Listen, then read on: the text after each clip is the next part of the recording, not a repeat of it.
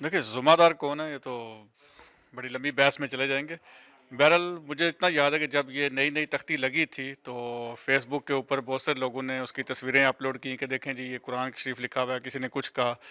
तो मुझे याद है उस वक़्त मैंने और दूसरे बहुत से दोस्त हैं जो सोशल हवाले से एक्टिविटीज़ करते रहते हैं या फ़ेडरेशन या तंज़ीमात है, लोगों ने इसको फिर बताया कि इसका मकसद जो मतलब है वो ये है, ये अरबी के कुरान की इबादत नहीं है बल्कि ये अमन के शहर को मदीने के हवाले से लिखा गया है।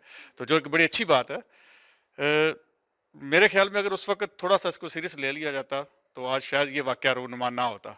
अगर उस वक़्त तमाम तंज़ीमें या फ़ेडरेशंस जिस तरह हम इकट्ठे होते हैं, एक प्रोग्राम करते हैं, इस प्रोग्राम में उसको डिटेल से कम्युनिटी तक बताया जाता है। ज़ाहिर है सारी कम्युनिटी तो किसी प्रोग्राम में नहीं आती, लेकिन जिसकी उसके बाद तशहीर होती है फ़ेसबुक पे, न्यूज़पेपर पे, टीवी पे, अगर वो सब चलता है तो वो उसकी आवाज़ तकरीबन अक्सरियत तक पहुँच जाती है।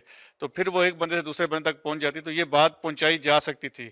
लेकिन मैं समझता हूँ कि इसमें हम सब की थोड़ी-सी गफ़लत जो उसमें ज़िम्मेदारी कबूल करते हैं, हम फ़ेडरेशन के तौर पे भी और तंज़ीमात की भी ये ज़िम्मेदारी बनती थी उस वक़्त हमें इसको सीरियस लेना चाहिए था और इस पे अपना मुस्बत रोल अदा करना चाहिए था और इस इन्फॉर्मेशन को वहाँ तक पहुँचाना चाहिए था।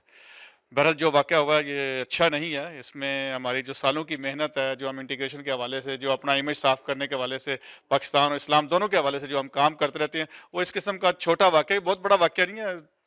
देखा जाए तो एक छोटा-सा वाक़या है, लेकिन इसने बहुत ज़्यादा डैमेज किया है कम्युनिटी को और बहुत सालों की मेहनत जो है उसको ज़ाया किया है।